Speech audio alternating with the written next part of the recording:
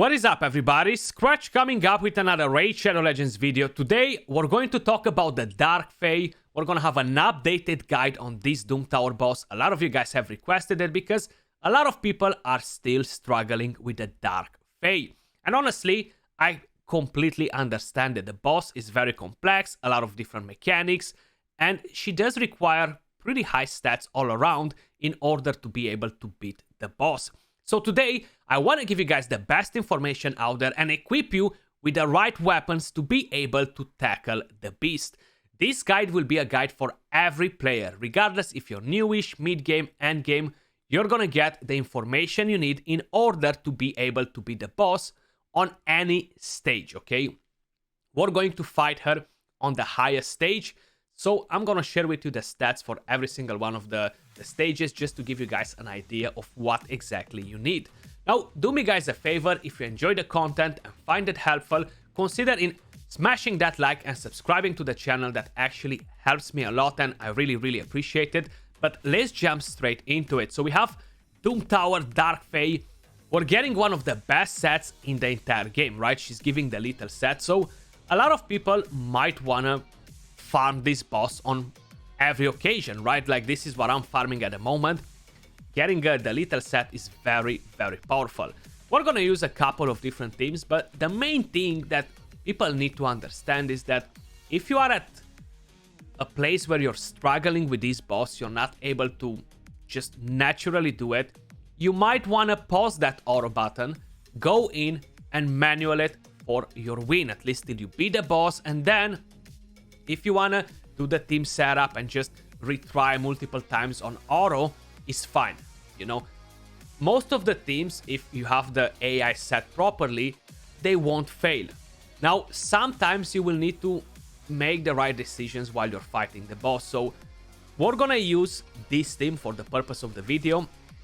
We have an Ursula the Mourner, we have a Doom Priest, we have a Cold Heart, we have a Royal Guard, and we have a Deacon Armstrong. So basically, if you're paying attention to what I'm doing, I'm bringing every affinity into the fight, and I'm gonna explain you that in just a second because the boss has a skill that does something different based on every single affinity. Well, what I'm doing right here is pretty much getting a counter to everything that the boss does. So I have decreased attack, of course I have the revive, I have the speed aura from Ursula the Mourner, which helps a lot. I have a cleanse from Doom Priest, I have an extra heal, I have a enemy max HP hit and deplete thermometer with Cold Heart. I have heal reduction, which is going to be very important. Then I have decreased speed, another enemy max HP hit, more thermometer manipulation, and we have defense down. Then we have Deacon Armstrong, thermometer manipulation, we have leech, and of course we have defense down AoE. There's so many different teams that you can actually do for this boss. You just gotta kind of like follow the right principles, and I'm gonna explain you all that in just a second. Now, for the purpose of the video, because I wanna make sure you guys are kind of like understanding what's important to do when we're actually fighting the boss, I'm gonna manual kind of like half of the run at least, just to have all the skills in order. Before, we didn't have the team preset, okay? We weren't able to actually select what skills to use on each round. So probably what you would wanna do is to make sure he's not using this skill there, he's not using this skill there, but he can open with it if he has it available by any chance, which most probably is not going to happen. But you want to make sure you have them available here. So everything that is about manipulating the opponents, either is fist thermometer, either dropping a crowd control debuff like a provoke, a stun, a sleep, anything like that, is very important for you guys to have it in the last round when you're getting at the boss, because the boss will get your team, will create a copy of your team, and basically all their skills are gonna have 0 cooldown, okay? So they will be able to use whatever skill they want. So you cannot allow them to get a turn. You wanna CC the waves as fast as possible, your mirrored copy wave basically. But enough with all that, let's take the team for a spin. Now, depending on what difficulty you guys are trying to beat, normal or hard mode, you're gonna need different stats. So if you're only on normal mode, you're not gonna need such crazy stats. So you gotta make sure you're gonna respect this because it's very important. You're gonna understand more once I'm gonna kind of like dive into the skills for this boss. you're gonna need to have a minimum of 190 speed. That's the boss's speed. The boss has no mercy, so if you're not respecting the speed, you're pretty much dead. You don't need to have this speed on all your champions, kind of like the key champions. You're gonna need to have around 190 to 200 accuracy. For hard mode, you're gonna need to have 250 speed on the key champions and around 330 accuracy, 320, to make sure you're constantly landing your debuffs. Very, very important to respect this, guys, because this will determine if you're gonna be able to be the boss or no. If you're too slow, this becomes very, very complicated. So how you see, we're getting at the boss. We want to make sure Deacon has the right skills. Decrease the turn meter, increase hours, land the defense down, get the increased attack, and then slowly nuke the mirror copy wave. We want to make sure we're doing all this before the boss will actually take a turn. Because the first thing that the boss does is to actually steal a copy of our one of our champions. And if we're not on point with it, either that champion will one-shot all our team, depending on what champion we're actually using in that role. A lot of things can go wrong here. That's why you really wanna manual. Plus, the boss will land through fear on all of your champions. So if we're gonna have a look at the boss's skill, the A1 will be an AoE skill, Land Leech, that can deal a bit of damage, not too crazy. The A2 is where it gets a bit more complex because it's based on your affinities, what champions you have on. So it's gonna steal a random buff for each magic champion you have in your team. The more magic champions, the more buffs the boss is gonna steal. See right there on the screen, the boss actually stole 2 different buffs from me. Nasty, nasty boss. Then steals turn meter accordingly to how many force champions you have on the team. The more force champions, the more turn meter the boss will steal from us. The more void champions, the higher the chance for the boss to land through fear on all your team. That's why it's important to have a cleanser in, like, either you have a Doom Priest, either you have Inquisitor Shamael, a very, very powerful champion to deal with the whole situation here with the true fear. Then heals Astranyx by 10% of her max HP for each spirit champion on the enemy team. So if you have a lot of spirit champions and you don't have heal reduction, it will be very hard for you to beat the boss. This is on a 3-turn cooldown, right? So it can get pretty hard. That's why we have Cold Heart, we have heal reduction that helps us a lot. Then we have the A3. Attacks all enemies, all living allies will team up and join the attack. Damage increases by 25 for each living ally. The more champions the Dark Fae has from your team, the bigger the danger, because you're gonna get wrecked by your own team. So you gotta make sure you're killing them as fast as possible. You're stunning them. Very, very important to CC them if you cannot kill them. The next skill, which is the one that she's always prioritizing to use first, banishes one enemy champion. How you've seen at the beginning, it took my Royal Guard, and it places True Fear on all your team. The passive, basically this is the first thing that happens. It places Perfect Veil on the boss, and then it mirror copies all your team while they have no cooldown on their skills. So they can use pretty much whatever skill. That's why it's very important for you to make sure you have everything available when you get at the boss and CC them as soon as possible. Then it spawns mirror copies of all enemies onto Astranyx's team every time her dark energy counter reaches 5. How you guys can see on the screen right here at the top, is only at 2 now. So if you're very slow with this boss, much slower than I am, you're actually gonna get in trouble. The more times she steals a champion, that the more times the counter will increase. Sorry, I can't speak anymore. So you want to make sure that doesn't occur very often either. Have some turn meter manipulation. The turn meter manipulation on the boss is only 50%, guys. So that's another passive on the boss. But that's pretty much the key things that you need to know about the boss. At the beginning, either provoke the waves, either stun them, either manipulate the turn meter, decrease their speed, increase your speed. Sylar is an amazing champion. Deacon Armstrong is an amazing champion. Lissandra is very powerful. V6 is amazing with a provoke, and then you can actually come in with a nuker and kill them. It's gonna be harder to build your nukers so fast. That's why I prefer to have some turn meter manipulation like Deacon Armstrong or Lissandra, because that will actually give more speed on my champions and allow me to go in front of the boss before the boss will take a turn. If you don't have that on, that can definitely be a bit more problematic for your team.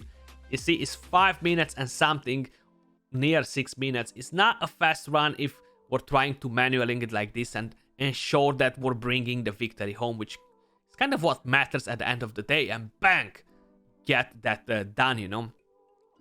Coldheart 1.7 million, RG with 1.7 million.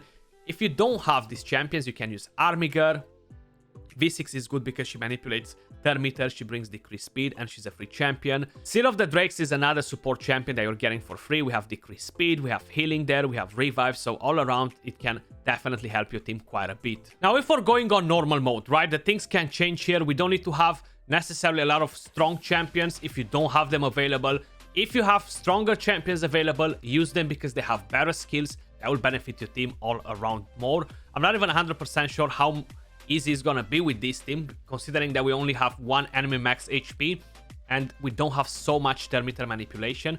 But here as well, you want to make sure you're keeping the right skills available at the end of the fight. So I'm definitely not gonna use that on here because I don't need to. I should be able to slowly pretty much kill these waves. I'm gonna keep the defense down for when I'm getting at my waves. Another thing that I kind of missed mentioning before is that the stats of the mirror copy are gonna be identical with yours. That's why it's called the mirror copy. For some reason I thought that it might be clear enough, but just to make sure everybody's aware of it, they should they should know that. So it's gonna mirror copy your exact stats, speeds, tankiness, attack. So you want to make sure you're not bringing in too many tanky champions to the team, because that might make it difficult for you to basically kill your own team once you get at the boss, you know.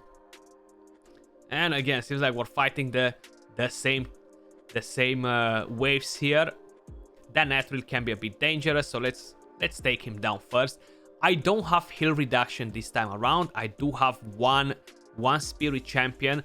I just hope that I'm gonna have enough damage in order to make sure that I'm gonna be able to take the boss down before anything crazy happens, you know. We should be fine because it's only normal mode.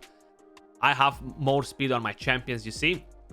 So how I mentioned, it's not a necessity to have your nukers at that speed. My KL is actually only 170 speed, right? So if I'm gonna decrease the speed on everybody, I got their Thermiter, I got decreased speed on everybody. My team is safe now to go before them regardless of what speeds I have. So right now I'm gonna try to hit anybody that could be a threat here. So I'm gonna go straight for Psyler just to make sure she's not gonna get to make a move, considering that she is the fastest in the team. Defense down. I don't need to use the clans or anything else. I do have attack down from that from Reliquary Tender, but I don't think I have a lot of accuracy. And then we have the nuker, bang, coming in, destroying everybody, and we can actually land some poisons in there as well and slowly get the boss done. You see, we have the True Fear on. The boss stole my KL, so now I gotta make sure I'm slowly killing the champion. It can be pretty hard if you don't have the right affinities, you don't deal enough damage. If that KL gets a turn right now, he is going to wreck my entire team, so that cannot happen. Enemy max HP, let's deal some damage in here. As long as we are kind of like following the key things, we should be more than fine on all these difficulties. That we don't need to bring in crazy champions for it. KL is doing a lot of damage. I do have a pretty strong build on him because he's built for my secret rooms, but it's just kind of like mainly to give you an idea of the mechanics, the skills that you should use on your team, kind of like the key things, you know. And there we go. Boss is done pretty easily on here. I'm actually gonna waste the key just to get the boss done. Armiger is actually very strong because you have the Thermiter manipulation on the A1. Using multiple Armigers can be good as well if you don't have different DPS. But this was normal mode, guys. If we're gonna go back to hard mode, and we're gonna use the team that I'm normally using. So this is my farm team right here. I'm actually gonna put it like that. And I'm gonna show you how this works. This is full auto. I have the preset organized very well. You gotta make sure you are doing this for a team where you actually want to farm. Hundig is very, very solid for this boss. He brings so many things. The whole idea here is that the boss will not really get to make a move. I have a lot of Termiter manipulation. Even though it's only 50% effective against the boss, it should still be enough to make sure we're wrecking that boss, you know. If I would make my my allure a bit faster, that would definitely work better. At the moment, she is not over 250 speed, which is not necessarily a problem. You see, we have Hundig doing the job there, getting everything on point, constantly dropping that Termiter on the boss, and kind of like don't allow her to move, you know, drop damage. So Hundig brings Termiter manipulation as well. Royal Guard does it, we have decreased speed. Lissandra does it, Coldheart does it, Allure does it. Every champion in here brings that. The good thing with Hundig is that he has the A1 that resets the AoE skill and grants an extra turn whenever he kills a champion. So I made my Lissandra pretty squishy to make sure that whenever my Hundig hits her, she's gonna die and she's gonna be killed by the A1, you know?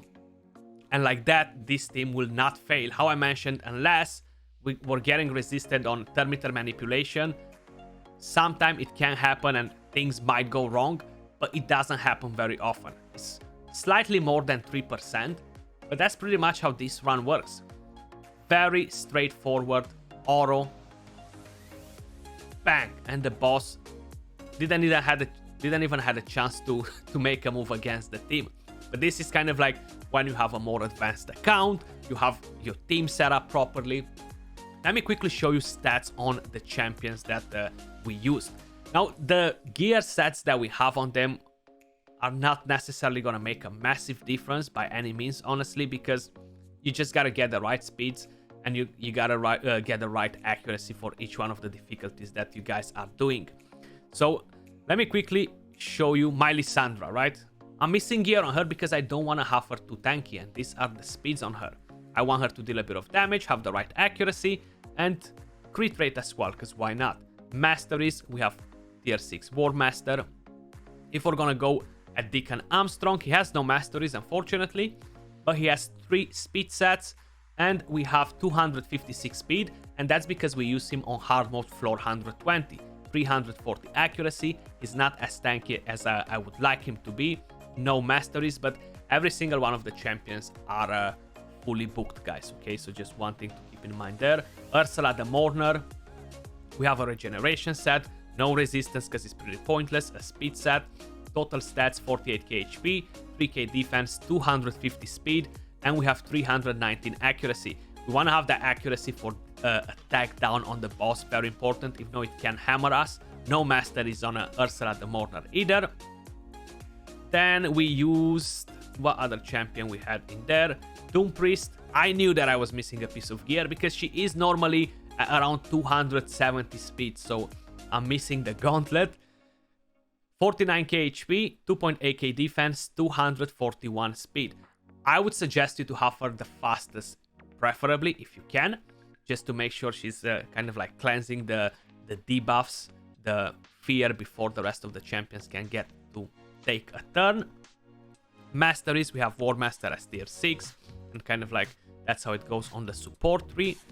If we're gonna have a quick look at the Royal Guard that we use, because we have kind of like multiple ones, so this is the Royal Guard that I'm using for my Dark Fae 120, and I'm using him for the Fire Knight Savage speed set, 233 speed and 316 accuracy. Having the speed aura and Termiter manipulation will allow him to take his turn before the boss, which is very, very important to make sure that you guys are doing. We have War Master as tier 6, because the enemy max HP has a cap on the boss. Then we have Coldheart, she's on a reflex. The Dark Fae Coldheart that I'm using, that's why she has more crit rate to be more efficient with the A1. 196 speed, so we are pretty far off from the 250 speed, but because we're manipulating the Termiter and the speed on all the enemy team and the boss, my Coldheart will get to take the turn before the boss, which again, it can be pretty important for your own team. Masteries, Giant Slayer as tier 6, we have support on the other one. And I think we used... Okay, so we used War Maiden.